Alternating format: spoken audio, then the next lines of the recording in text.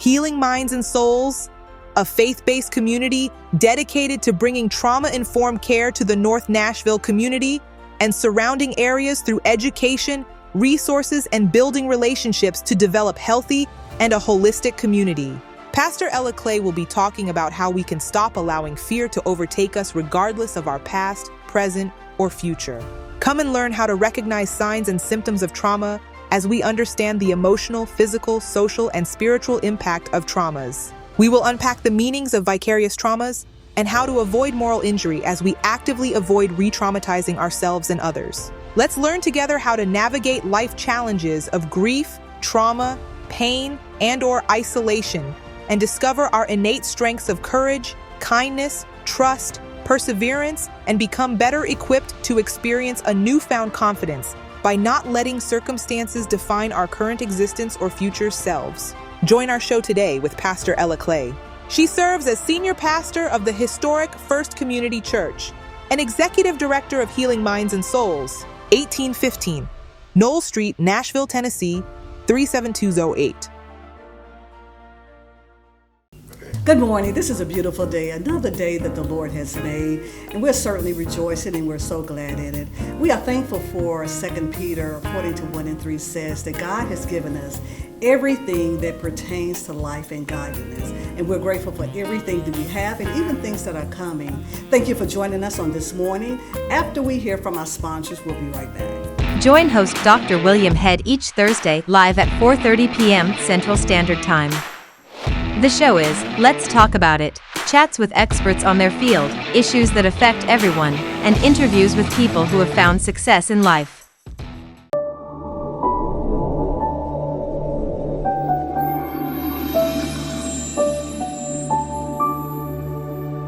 The Tennessee Tribune is an African-American newspaper in Nashville, Tennessee.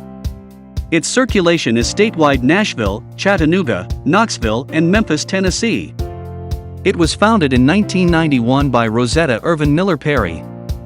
Each week more than 150,000 Tennesseans read the Tennessee Tribune to keep a watchful eye on news and events shaping our community.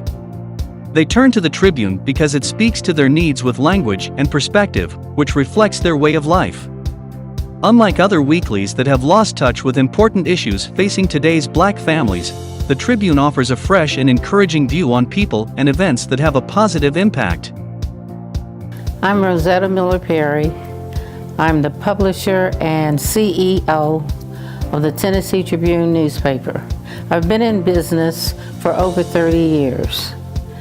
I started this business because I felt that the community needed to see information and read about all our wonderful businesses and other individuals in our community that have made positive steps and had positive influences upon our community.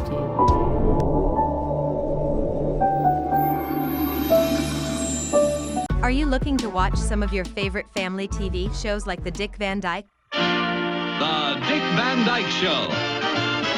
Starring Dick Van Dyke. Lucy?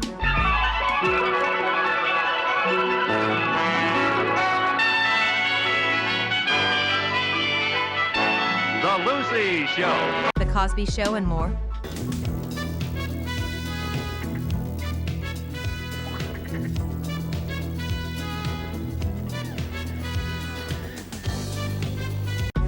Look no more. With our service, you can instantly access hundreds of classic family TV shows. Plus, you can watch them anytime and anywhere. On this morning, we have a wonderful and amazing individual with us. Her name is Mrs. Vickie W. Harris, a seventh-generation Tennessean, and a passionate and committed improvement of the community system, care, and services around vulnerable individuals, particularly older, aging adults. The community challenging the status quo of how, with the innovative upstream, community-based strategic approaches that are meaningful and measurable. In 2015, she launched Community Connexor to focus on streaming access to navigating of a basic needs services to create no wrong door. Community Hub and spoke networks into collaboration with existing human and social service providers. The concept merged her professional and educational background library and was then overlaid and validated by her personal experiences as the care partner to aging parents in rural Tennessee starting in 2016. In late 2022, Community Connection was among 58 organizations from Access, the nation's only Tennessee entity, selected by the HHS Administration for Community Living to participate in its first Community Hub, National Learning Community. In 2023, she joined with a small group of aging professionals and launched Rooted Together Village, Aging in a Community, culturally tailored information and resource navigation program for older and disabled adults in North Nashville. And joined the Vanderbilt School of Nursing researcher to successfully obtain a $250,000 Robert Wood Johnson Foundation Systems Alignment Innovative Hub Planning grant to develop a North Nashville strategic plan to improve health equity, elevating communities' voice and existing assets. She holds a BS degree in healthcare administration and planning from Tennessee State University and an executive MBA from Vanderbilt University Owens School of Management.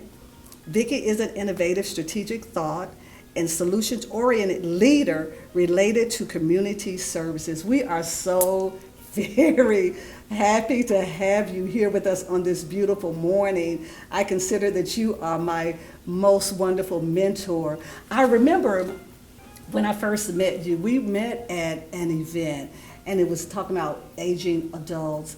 And I heard your voice and the things that you spoke. And I said, that is someone that I need to meet. You said everything that I was thinking, and you articulated it in such a profound way, very strategic. And I will never, ever forget that day. And since that time, seemingly we have just meshed together. I know that was a divine appointment, and I'm so grateful for you being here with us on today. Well, thank you for inviting me, and thank you for, I'm thankful our paths intersected at that meeting on aging adults in Tennessee. Yes, Thank you again. I tell you, you are doing an amazing work, a far-reaching work, a work that is really going to transform our community. And I think it's not only going to transform our community, but communities, surrounding communities, and even nationally. And so you have been blessed with this amazing grant from the Robert Wood Foundation, and we're going to get to that. But before we get to that, I would like to ask you, could you just give us an idea of how your journey, your life's journey, has brought you to this place? Well, it certainly has not been by my design, I will tell you. I would be at a very different place. When I started off, I wanted to be a hospital administrator.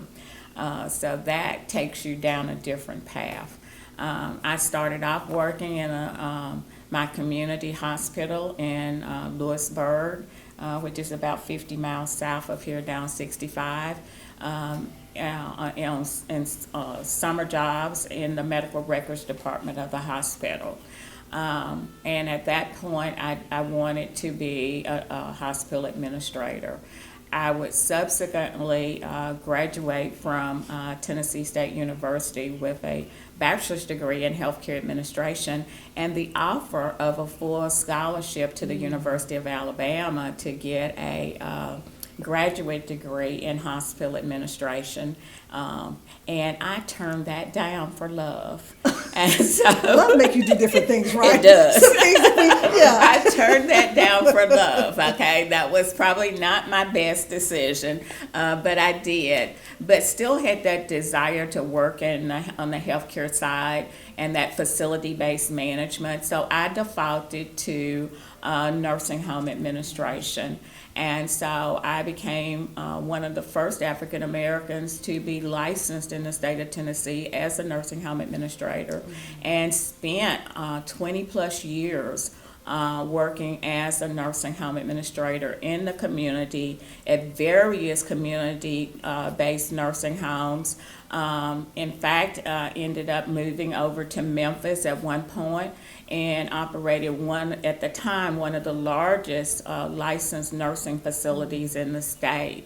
But that work actually, and my commitment to that work, led to an opportunity to be appointed the director of the hospital-based skill unit at Vanderbilt, which that then forced me to kind of step out of my bubble because I was only in the nursing home bubble, so to speak. And so by working at a university medical center, I was able to see the acute care and the home health and what was happening in the ED as it related to older adults, as it related to nursing homes and the readmission rate back to the hospital. And that work then led me to, after leaving the medical center, I went to work for a managed care organization, which was interesting, but it was still working with older adults and trying to keep them, using nurse practitioners to keep them out of the nursing home, to keep them out of the emergency room and out of the hospital. And so our nurse practitioners worked with nursing homes and assisted living facilities. And after that, I just really had that desire to want to continue that work of focusing on supporting older adults remaining in the community. And had a message about what my future was, and I discussed it with a couple of people, and they helped steer me in another direction. So we started a company. It wasn't the company that I had been told to the path to follow, and so I went down that path. But it was a learning opportunity for me about how to start a business, and so that's what ultimately led to the launch of Community Connector. Is that passion around older adults and them aging in place. But as my research actually showed that it wasn't just older adults that were having a challenge remaining in the community or being safe in the community. It was all vulnerable individuals. It was all about those basic needs that individuals don't get met, that was leading to the some of the avoidable readmissions to the hospital and even the admission to the nursing home. So it wasn't the clinical care that was failing or the clinical plan of care. It was the inability of the family to address all of those basic needs in a holistic manner. And so 2015 launched Community Connector with this focus on how do we create a more connected network of community-based organizations working together around an individual. And so that's the path. It's amazing how our life journey has a way to put us on a trajectory, sometimes that we're not aware of where we're going, but just continuing to stay focused, putting one foot in front of the other, trusting and believing that we're here for a specific purpose, but also to help other individuals. And I just want to digress just a little bit because she said something I think that's important. And I think we need to lift it up so we could even maybe speak into the lives of other women. You shared about how you fell in love, which put you on a different trajectory. And sometimes we can make decisions. And I do believe even with the decisions that maybe we are not happy with, I still think all that works together. I think it's all a part of the plan. But what would you say to a woman or women that maybe have made some challenging decisions and their life at this place, at this particular place, may not be where they desire for it to be? What would you say to them? You know, at the end of the day, I believe that God creates each individual, male, female. He uniquely designs them. I don't think it's a coincidence that I'm the daughter of Eugene and Willa Harris. I don't believe that it was a coincidence that I married and then subsequently was divorced. You know, it's not ideal, but sometimes because life is full of choices. And so we get to make those choices. And while I don't think it was the wrong choice to marry, there were other variables that went into that. And when we can process those variables and understand that we are not any less of a person or that individual that God designed, then we can move forward.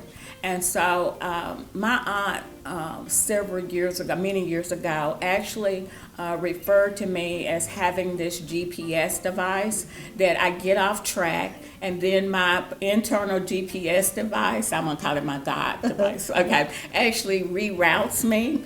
And so I've had these ups and downs, and because I've had those before, then I just weather the storm because I know, based on previous experience, and I hold on to who I am, that I'm likely going to come out of this, and I'm probably going to come out of this better than I was before. Absolutely. And I don't know what the other side looks like, and because of my nature, I will try to figure it out. But ultimately, usually the other side doesn't look anything like what I designed it to be in my mind. And so I've just learned to kind of have that faith and continue to be Vickie. Okay? Wow. Continue to be Wow. Vickie. And Vickie's pretty powerful. And Vickie is absolutely an amazing individual where, again, all things have worked together. And I think that that's consistent to everyone's life. So we all have ebbs and flows, right? We have mountaintops, we have valley experiences, we have just mediocrity experiences, but all of that, right, works together. And to know that we don't have to get stuck when we're in the valley, right? To know that whatever it is, it's going to work out. Sometimes we don't know how. And we have seen how things have worked out in your life, not only for your life, but for the good of many. I think about Community Connexor and how God has just placed a deep love for aging individuals in your heart. And so can you talk about that, how that happened? Well, it was a coincidence. You know, I wanted to be a hospital administrator. So the fact that I was actually down a path of a health planning career when I graduated from TSU, and there was a African American gentleman who had a application before the board to establish a new nursing home, and I was actually reviewing his application for that certificate of need to establish that new nursing home. And he basically, one day after the the certificate of need was approved for him to construct this new nursing home, because here in the state of Tennessee, you can't construct a new healthcare facility unless you get state approval. And he said, you know, there are not many African American nursing home administrators, and you should go get your license. And so I did. But I didn't want to be a nursing home administrator. I still, in my heart, wanted to be a hospital administrator. And a few years later, I'm going to tell my age in a minute, but it was the market crash of, I can't remember what year it was, but I had went to work as the director of research and planning for a home health agency. And there was this huge layoff, corporate layoff. And so I found myself without a job. And so I was like, you know what? I think I'll go see if I can be a nursing home administrator. I've got this license. The first facility that I interviewed in, I had never worked in a nursing home before. First facility I interviewed in, they hired me. Okay. So I got this baptism by fire learning. But, you know, for me, I fell in love with the staff, and I fell in love with the patient, the residents there. It was a small facility. It was out in Rutherford County, so Rutherford County was somewhat rural at that point. But I fell in love with that, plus the business side of it. So I was getting what I wanted, that I wanted from the hospital side, the business side of the work. But you know what, when I've reflected back on that, what was obviously appealing to me was the business side, but also these were both two vulnerable populations. I've come to realize that. So older adults as they age become more vulnerable, and certainly lower income older adults do. But also my staff were mostly women, mostly low income women. We continue to have that challenge in the industry of mostly women and underpaid. So that was, I think, the second kind of installment that was the first installment in me being passionate about older adults. And then I come from roots that I celebrate standing on the shoulders of my ancestors and my relatives. So I'm privileged at this point in my life because of older adults, whether it's my parents, my grandparents, or my great-grandparents. So a rich history that really establishes this foundation for lifting up older adults and being compassionate about what happens to them. And so those are the two elements that I think drives my passion around older adults and their vulnerability. I know children have equal vulnerabilities, but with older adults, they've invested in us, they've invested in their community, and we owe it back to them for them to enjoy their later years. Absolutely so.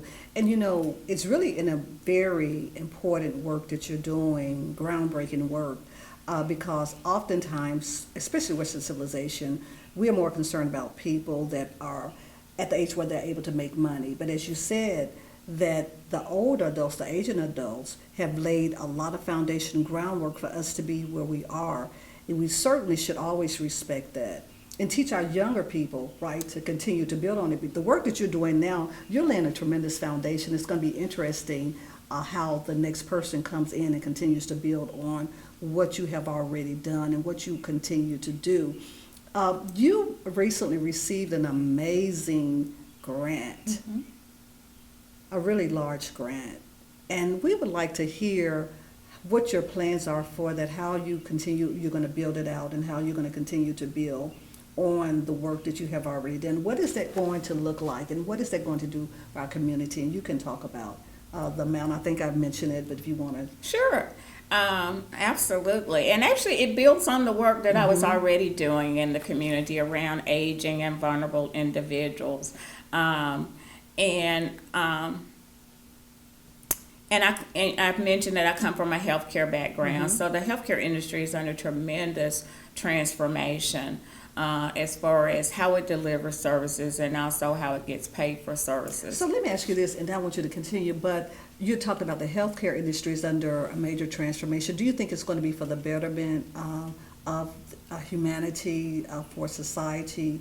Because I know that the healthcare industry kind of has a way of operating, right? Yeah. So Yeah. You know, I share with my family all the time. There is healthcare that we like to think about. That's the compassionate, caring, you know, meeting those medical needs, innovation, all of that. There's a business side to healthcare. It's a business model.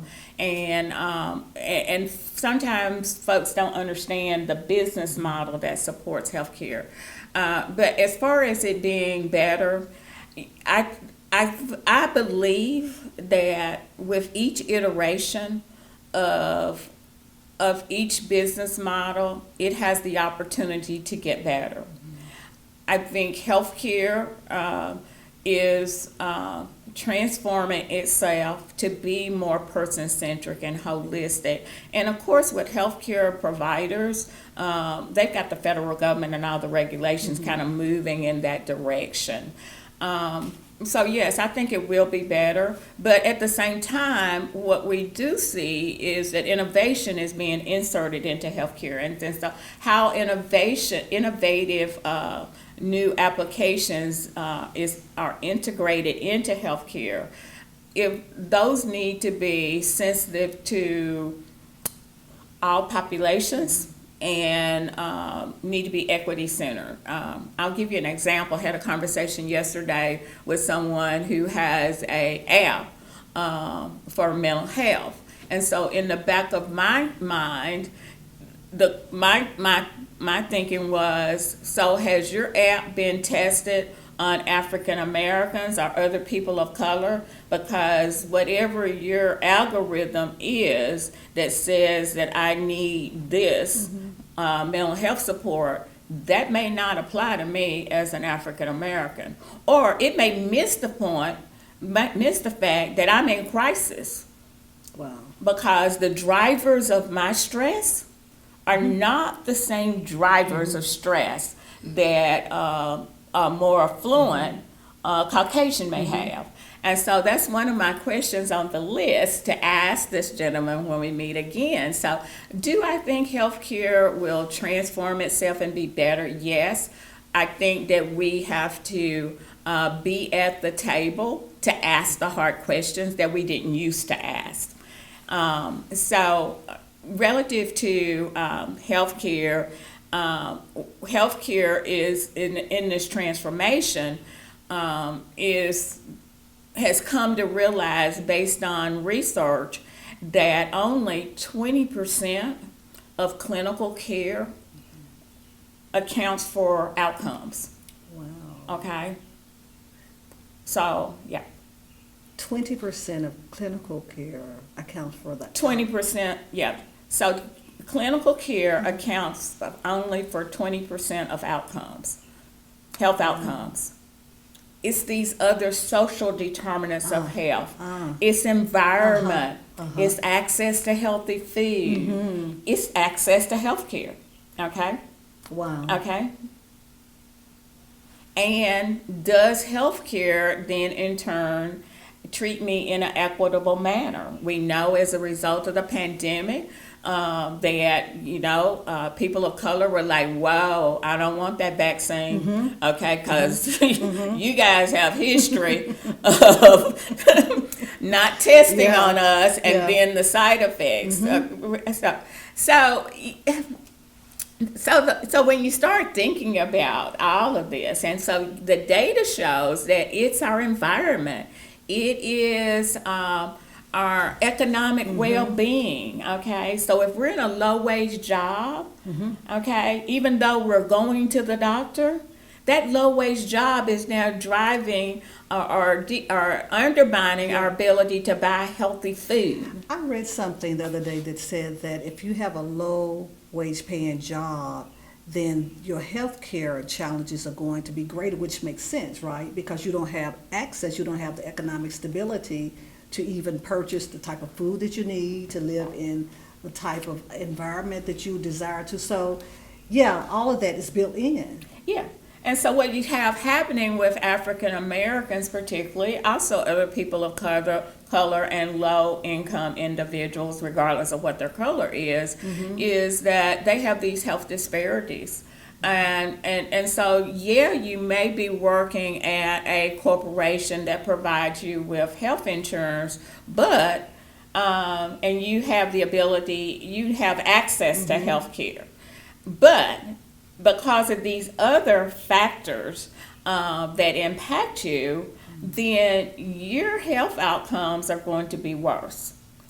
And so with that said, we are now looking more globally, and when I say we, I'm meaning the industries, both healthcare and human and social services, looking more globally at individuals and saying, how do we bring all this together around an individual, recognizing that clinical care only accounts for 20% of health outcomes.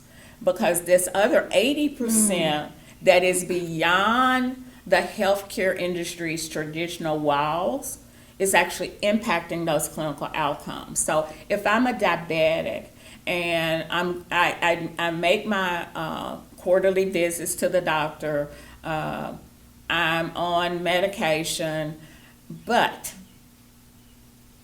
part of that treatment regimen, that plan of care that the physician puts in place for me, includes food, healthy food. Yes. We are in North Nashville, which has been deemed to be a food desert, and I don't like to use this word desert. I like to use the word food apartheid. Wow. Because Can you tell the difference with food insecurity, food desert, food apartheid? Can you just, and we still got away from the grain, but we'll get work Okay, around we'll to it. get to Okay? it. We'll get back. Okay, so what we've had is we've had folks tell us that this is a food apartheid, food desert. Well, if you step back and think about it, deserts are naturally occurring. This is not naturally occurring. This is not. Let's just go back in history just a little bit. Interstate 40 was strategically put through North Nashville. Displaced businesses, homes, market value of property dropped. Before Interstate 40, there were grocery stores. Yes. So this is not a desert. This is an apartheid. Okay. This was man-made. So I like to do the analogy. So we know what fog is, don't we? That's natural. We know what smog is, don't we? Yes. Okay. So smog, Interesting. fog, apartheid, desert. This is a desert. So it was strategically designed. It was designed. You know what? You could have almost predicted. Wow. Because you literally ripped the business district apart. Yep. It Wow. was a thriving, Oh, my goodness. bustling community with grocery stores. Faring well. Faring well. Very well. Very well. Okay. And so this was, I won't say it was political, but one would have to wonder, for the simple reason is that the final Supreme Court decision on the allowing the highway to come through the business this area as it did was right after the Civil Rights Act was passed, and guess where all of that advocacy work was coming out of these institutions over here. So whether it was Well, there are systemic systems, right? And systemic systems are designed to get whatever the outcome that they are wanting to receive. And so the powers to be create things which impacts generations upon generations. And so I think about how an individual or families may say, we have been living in this destitute situation or existence for years upon years. So are you saying that just doesn't happen? Are you saying that it's back to the same kind of analogy when you were asking me about my personal life. We get choices, but in some cases there are elements beyond our control. In this case, okay, there were variables that were accelerated, barriers created, wealth was taken away. Because see, I come from a rural area where my grandfather's land was purchased for the construction of the housing projects. Now back in the 60s, let's just ask ourselves, my granddaddy didn't know what eminent domain was. So when the federal government came and said, this is what we offering you for your land, do you think that they offered my grandfather a fair price? Absolutely not. So when Interstate 40 came through North Nashville, and there's pictures of the bulldozer just bulldozing these houses down. My thought process goes to, you know what, I know those people did not get all the money that they deserve, which means put you now, let's think about it. If you only got 50 cents on a dollar or 75 cents on a dollar, you were robbed of generational wealth. Wow. Okay, if your family lived in the area and then also ran a business, oh, My goodness. and your business was gone, that's generational wealth, all at the hands of the federal government and its decision to actually chart that highway through the business district of North Nashville. Now, some people ask me, why are you so passionate about North Nashville? Well, let me just tell you. Now, I'm down there in rural Middle Tennessee, almost to the Alabama line, okay? I like to tell people that I live in a little community that's 50 miles north of Huntsville and 50 miles south of Nashville. So we're definitely rural. For me, as a little girl, as a teenager, coming to North Nashville would probably be the equivalent of going to Harlem.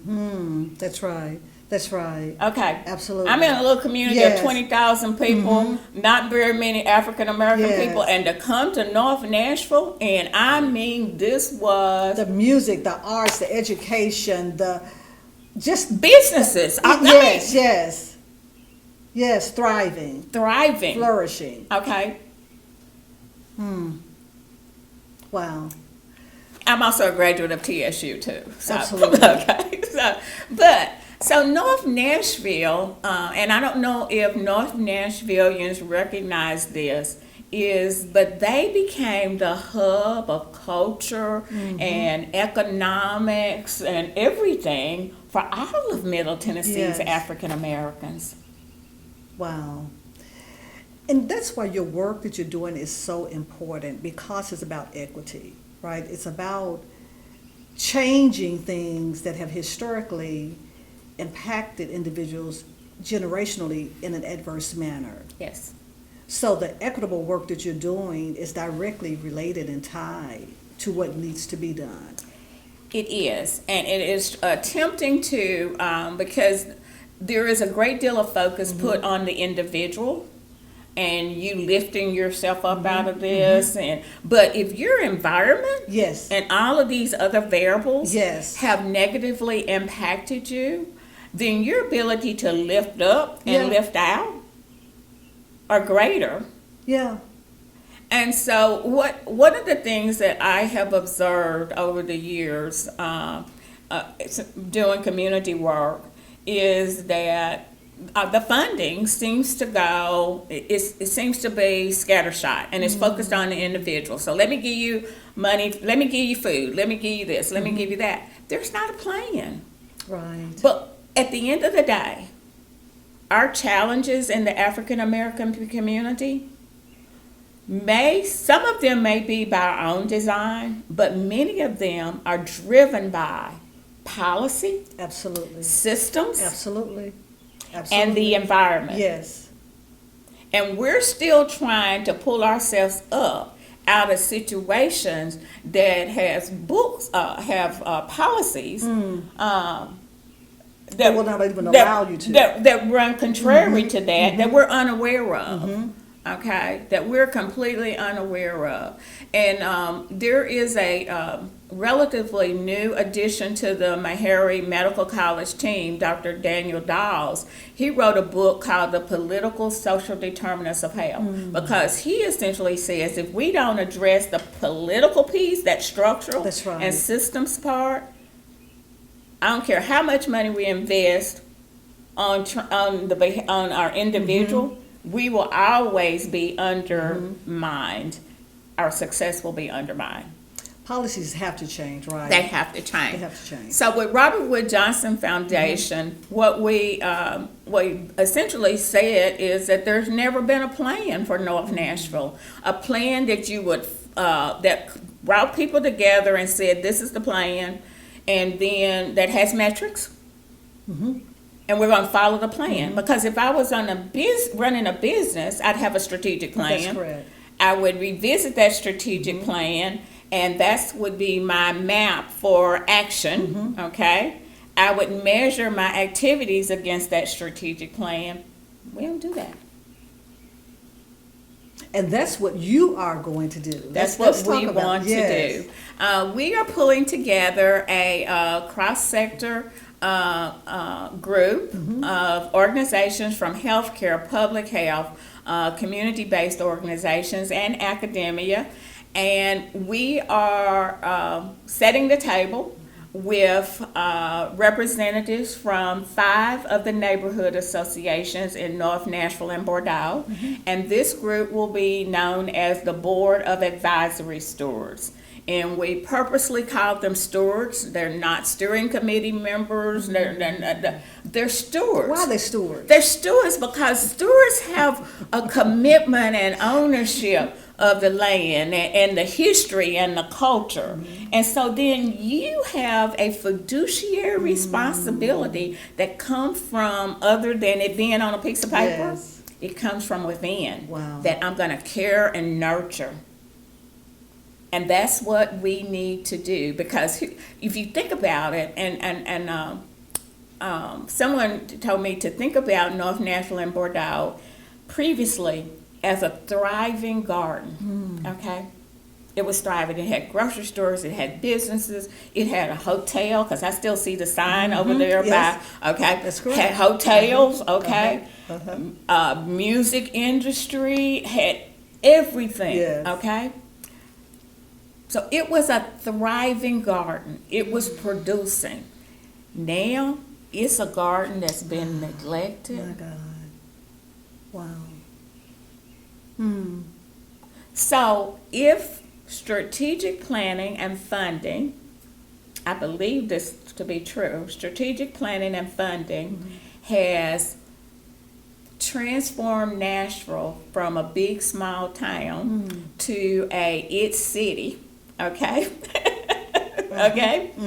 I believe strategic planning, tailored and curated for North Nashville and Bordeaux, can return this area to a thriving community. That Board of Advisory Stewards will lead that effort. Robert Wood Johnson, I've partnered with a researcher, because it has to be research-based, because it has to be measurable. I've partnered with a social determinant of health researcher from the Vanderbilt School of Nursing. And Robert Wood Johnson has tasked us with being the stewards of helping to steer that plan development, and that those interventions that are in the plan, that by March of next year, with the help of this researcher, we and the Board of Advisory Stewards, we will have selected one innovative intervention from that plan, from that portfolio of interventions, that we will have built out the logic model and the prototype and implementation plan for Robert Wood Johnson to fund. And this is solely North Nashville, Bordeaux. This is not all of Nashville, because that's the other challenge that we presented to Robert Wood Johnson Foundation, is when you go to the table and you're looking at all of Nashville, North Nashville and Bordeaux, we're already behind the 8 ball. So whatever plan you come up with, it is never going to move the That's needle true. significantly. And so what we pitched was that we're ground zero for improvement. We're ground zero for improvement. We are. Wow. We are ground zero. We do not have to have the level of health disparities that we do. We do not have to continue to be a food apartheid, or as others may call it, a food desert. But I still say man created this, and the political system created this. And now, decades later, we're now we're food apartheid. Okay, And that's all, we've been talking about this. Dr. David Paget at TSU, 10 years ago, said this, and nothing has changed. Now, here we are 10 years later, Wow. and nothing has changed. The strategy cannot be, it can't be solely food pantries, okay? And it's not just a grocery store. I keep saying to folks, we gotta learn to navigate in more lanes of the interstate at once than just one. And thank you for bringing that up too, because I did want to get to that. So again, food security versus food sustainability. So what does that look like? And tell us your thoughts on that, because I Okay. know you do a lot with food security. And so can you share with that, the difference of that? And food security, I believe, is the base. Okay. Of that other 80%, because if I'm hungry, Yeah.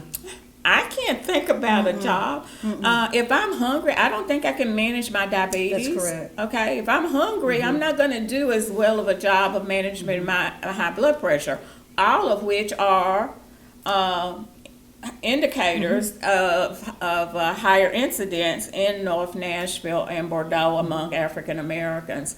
So food insecurity is when you don't have enough food to eat and it's not the right food to eat. That's food insecure. So, and oftentimes that is not the result of your inactivity to do the right things. That's right. Okay, you That's have right. a job. You That's may be right. working 2 jobs. 3. Yep. Yeah. Okay. It also gets into affordability. It gets into accessibility. Right, yeah. Okay. So now we don't have a grocery store in the area. What do we have? A bunch of convenience markets. And there was a study a few years ago about the density of fast food restaurants in Nashville. We were off the chart. I'm sure. Yeah. Because then guess what I default to? I don't have much money in my pocket. I default to the dollar menu, which is not the healthy menu. So that's food insecurity. But food sustainability, and we've got to think longitudinally. Okay, we can't just continue to think about here and now. Because, see, somebody failed to, I shouldn't say they failed to recognize. I don't think we as a people recognize the implications of the highway coming through on health. Okay, but it did. We did recognize, and they did fight for, property values going to drop and all this. So, but food sustainability is us thinking about how do we create a food supply that is closer, that is responding to climate change. That's really another conversation. Yes. So what is food going to look like with the climate change? Yes. Wow. Okay, because we have a limited growing season in Tennessee. Okay, so then outside of that growing season, if that growing season starts being compressed, then the availability of fresh produce decreases, prices go up, because we're shipping more and more in more months of the year. Wow. And so we've got to think about other mechanisms for producing food versus just the land. And so I believe that involves hydroponic farming. And what is that? That's now that's out. I love to talk about it. Just give us just a little blurb. It's using technology and water and to actually farm. Create these high yield production facilities for fresh produce. And then there is, I read one article on hydroponic tilapia farming. Okay? Yes. Because, we need the fresh produce, but you know what? We also need protein. Yeah. And when I've been at food giveaways, some food giveaways, that's the piece that's missing is the protein, because it's more expensive. Correct. So we're giving away fresh produce, but we're not giving away the protein. So there is a way that we can, so we we don't disturb what we're doing, so we keep land farming, but are there other ways to supplement our land-based farming with hydroponic farming? And I think there's something else called aero something farming. But begin to look at these more innovative ways of producing food year-round. Because people are needing fresh, affordable food year-round. And it should be a right? It should just be a human is right. So basic. Just basic. It's just basic. It's just basic. And you know, I heard this morning driving in. You know, somebody used this phrase on TV, and you hear it all the time. We're one of the richest countries in this world. Yes. And we've got people starving. Something is obviously wrong. Yes. Obviously. And we know what they are. We know what they are, okay? And we've gotten away from the land. Yes. See, I didn't know down in rural Tennessee, I didn't know what food insecurity was because you know what? We're farming, okay? We're farming, we're canning, we're doing all those things. Now, do I do any of that now? No, okay? Well, you're too busy. You have a... But we've gotten away. And as we see Nashville continue to grow, the availability of land to do farming will diminish because land has become so valuable in Nashville for capitalistic purposes Yes. that you can't even compare your return on investment. So, we better be coming up with more innovative solutions around producing food. And for North Nashville and Bordeaux, I honestly think the more food that we can produce in the area, will be sufficient. we will be better served. Now, will we completely eliminate food insecurity? Probably no. But can we move the needle? We have to start moving the I needle. think we have to start moving the needle. And we need to start measuring what we do. We honestly do. I tell you what, Vickie, it's just really been amazing being here with you on this morning. And you're such an awesome visionarian. You're always thinking, not, again, as you said, what's going on right now, but what we need to do in the future. How can we make our future better? How can we make the lives better for our elderly people? I'm so glad you're working on that because, fastly approaching that. So to be thinking about how we can serve and how we can serve better so that all humanity will fare well is just so vitally important. What would be your final words to our audience? You know, I read a book years ago, and it was A Purpose-Driven Life. So if we each are leading a purpose-driven life, and when we come to the table in our organizations or wherever, if we will think about whatever we're doing from a human perspective, a person perspective, I think that could be a game changer. Just being kind, doing what we're supposed to do to help humanity. And when we're helping others, we're also helping ourselves, right? To dwell together in unity and purposeful. Thank you so much again for being here on today. We're going to have to bring you back because I know there's so much that we didn't get to discuss, but we'll make sure we do maybe another podcast and lift those things up. Thank you so much for joining us on today. I want to give a shout out to Mr. Cedric Thomas. Thank you so much for being a wonderful producer, and Dr. William Head for producing and helping us with the work that we're doing in the community. God bless you. We'll see you again on next week.